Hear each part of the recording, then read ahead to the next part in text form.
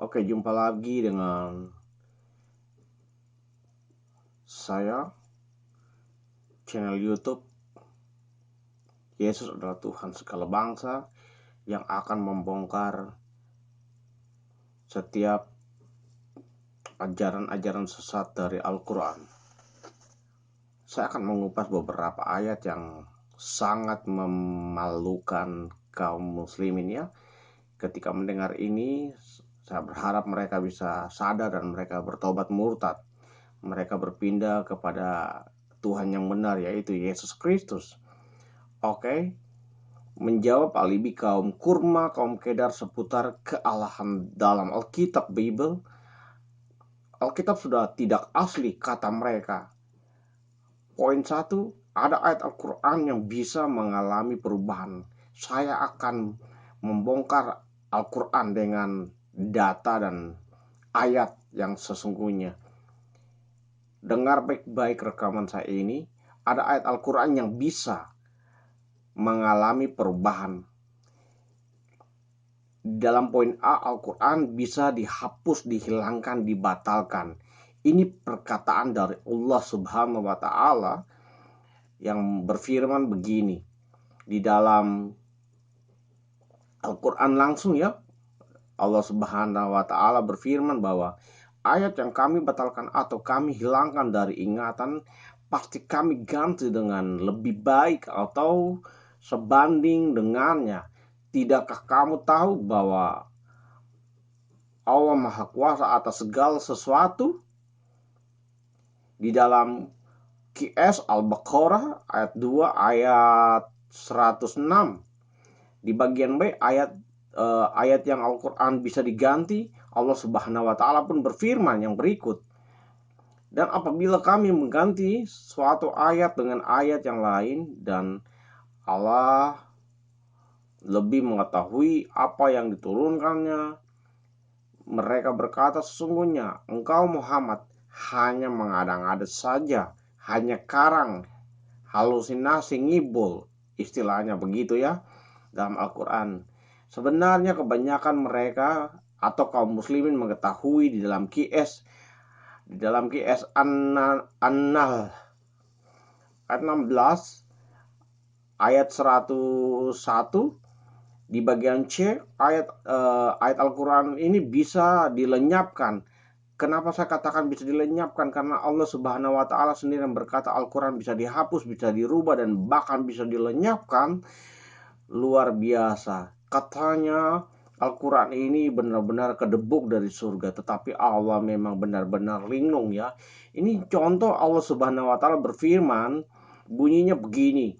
Dan sesungguhnya jika kami menghendaki, niscaya kami lenyapkan apa yang telah kami wahyukan kepadamu Muhammad, dan engkau tidak akan mendapatkan seorang pembela pun terhadap kami. Dalam QS Al-Isra 17 ayat 86. Oke, yang kedua, contoh fakta adanya perubahan dalam Al-Quran. Di poin A, perubahan kiblat. Bukti perubahan kiblat, pembatalan dan penghapusan ayat Al-Quran. Perintah satu ditindis dengan bunyi perintah lain, sehingga tidak berlaku atau berubah. Allah Subhanahu wa Ta'ala berfirman berkata, dan demikian pula kami telah menjadikan kamu umat-umat Islam, umat pertengahan, agar kami menjadi saksi, agar kamu menjadi saksi atas perbuatan manusia, dan agar Rasul Muhammad menjadi saksi atas perbuatan kamu. Kami tidak menjadikan kiblat yang dahulu kamu berkiblat kepadanya, melainkan agar kami mengetahui siapa yang mengikuti Rasul dan siapa yang berbalik ke belakang. Sungguh pemindahan kiblat itu sangat berat, kecuali bagi orang yang telah diberi petunjuk oleh Allah, dan Allah tidak akan menyia-nyiakan imanmu. Sungguh Allah Maha Pengasih, Maha Penyayang, bla bla bla bla, kepada umat manusia. Dalam QS Al-Baqarah 2 ayat 143. Di bagian B, ayat yang dihapus oleh Allah Subhanahu wa Ta'ala, cara ditindis dengan bunyi yang lain yang paradokal. Jadi sangat rebel, saling benturan, luar binasa. Secanggih-canggihnya Al-Quran ini membuat saya juga alias linglung, sampai Allah Subhanahu wa Ta'ala pernah berkata bahwa sesungguhnya Muhammad itu engkau orang gila, tak waras ya.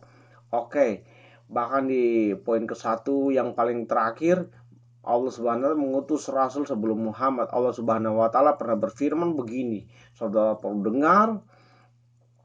Dan sesungguhnya kami telah memberikan kitab Taurat kepada Musa, dan kami susulkan setelahnya dengan rasul-rasul, dan kami telah memberikan kepada Isa putra Maryam bukti-bukti kebenaran, serta kami memperkuat dia dengan Ruhul Kudus, dalam kurung Jibril. Wow, dongengnya minta ampun kebangetan dongeng. Bayangkan, Rohul Kudus artinya Jibril ya, luar biasa. Mengapa setiap rasul-rasul yang datang kepadamu membawa sesuatu pelajaran yang tidak kamu inginkan, kamu menyombongkan diri, lalu sebagian kamu dustakan, dengan sebagian kamu bunuh. Dalam QS Al-Baqarah 2 ayat 87 ya. Yang poin berikut, tidak pernah mengutus seorang nabi pun sebelum Muhammad. Allah Subhanahu wa Ta'ala berfirman, dan kami tidak mengutus seorang rasul dan tidak pula seorang nabi sebelum engkau Muhammad, melainkan apabila dia mempunyai sesuatu keinginan, setan pun memasukkan godaan-godaan ke dalam keinginannya itu. Tetapi Allah Subhanahu wa Ta'ala menghilangkan apa yang dimasukkan setan itu, dan Allah menguatkan ayat-ayat, dan Allah Maha mengetahui, Maha bijaksana. Dalam QS Al-Hajj 22 ayat 52. Yang ketiga, Alkitab tidak boleh diubah-ubah sekecil apapun bentuk. Dalam poin A, tidak boleh dibantah.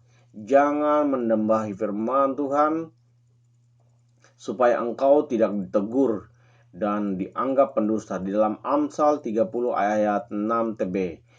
Bagian B, tidak boleh ditambahi, dikurangi sekecil apapun tanda baca. Karena itu siapa yang meniadakan salah satu perintah hukum Taurat, sekalipun yang paling kecil, dan mengajarkan sedemikian kepada orang lain, ia akan menduduki tempat yang paling rendah di dalam kerajaan sorga. Tetapi siapa yang melakukan dan mengajarkan segala perintah-perintah hukum Taurat, ia menduduki tempat yang tinggi di dalam kerajaan sorga. Dalam Matius 5 ayat 19 TB. Di C, bagian C, kepermanenan firman Allah lebih berharga daripada keberadaan langit dan bumi. Lebih mudah langit dan bumi lenyap daripada satu titik dari hukum Taurat batal. Dalam Lukas 16 ayat 17 TB. Telah kita lihat berdasarkan pernyataan kitab sebelah, kitab dongeng Made in Arab Muhammad, bahwa ada ayat-ayat yang bisa dibatalkan atau dirubah, dihapus di dalam Al-Baqarah. Buktinya dalam Al-Baqarah 106, dan bisa diganti di dalam QS An-Nahl ayat 101, serta bisa dilenyapkan dalam QS Al-Isra ayat 86. Ayat 86, hal ini sudah terbukti ala bunyi ayat 1 ditindis dengan bunyi ayat yang lain, alias tabrakan. Tentang ada dan tidak ada nabi dan rasul terdahulu sebelum Muhammad, perlu kita ketahui bahwa perubahan arah kiblat juga merupakan bukti konkret berikutnya bahwa memang keberadaan ayat-ayat kitab sebelah Arab ini dilegalkan mengalami pembatalan atau penghapusan sesuai dengan ucapan dari bibir mulut Allah Subhanahu wa Ta'ala. Allahnya orang Muslim ini ya, yang ngaku-ngaku adalah Yahweh Adonai ya. Jadi saya udah kupas satu persatu. Setelah saudara mendengar ini, saudara jangan lupa segera murtad, tinggalkan sebelum saudara binasa. Karena secara terbentuknya kitab sebelah ini melalui pandangan ahli-ahli di antara mereka sendiri pun banyak perdebatan Justru itu kita lihat Islam itu terpecah 73 golongan, saling kafir, saling bantai sana sini, mereka rusak porak-poranda. Dan akhirnya menghasilkan berbagai versi berbeda satu sama lain. Kesimpulan, pengakuan selama ini bahwa saya melihat kitab mereka ini masih katanya masih asli dan tidak mengalami perubahan. Semua itu bagi saya nonsen, omong kosong belaka. Justru hal itu menutupi fakta seperti di atas bahwa yang saya sudah memaparkan, bahwa kitab sebelah, kitab gundul kuning ini, kitab Madain Arab dari unta ini melegalkan perubahan. Bayangkan, Allah sendiri yang merubahkan penghapusan, pembatalan, dan ya bla bla bla lah.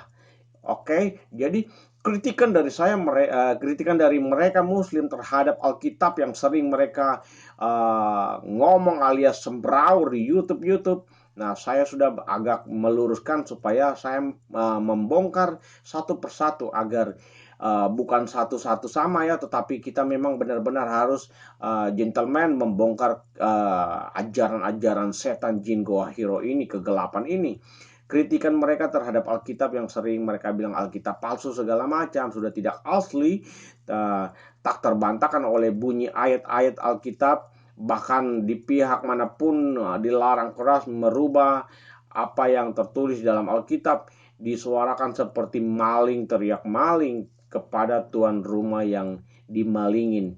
Artinya Alkitab satu-satunya firman Yahweh Adonai Yeshua Hamasya yang sangat dahsyat, super nomor satu. Tidak ada lagi Tuhan yang hidup, hanya Tuhan Yeshua Hamasya Adonai Yesus Kristus yang gelarnya sungguh dahsyat, tak tertandingi. Kalau Tuhan Ka'bah, jangan coba-coba, itu adalah Tuhan yang palsu. Oke? Salam murtad dari saya.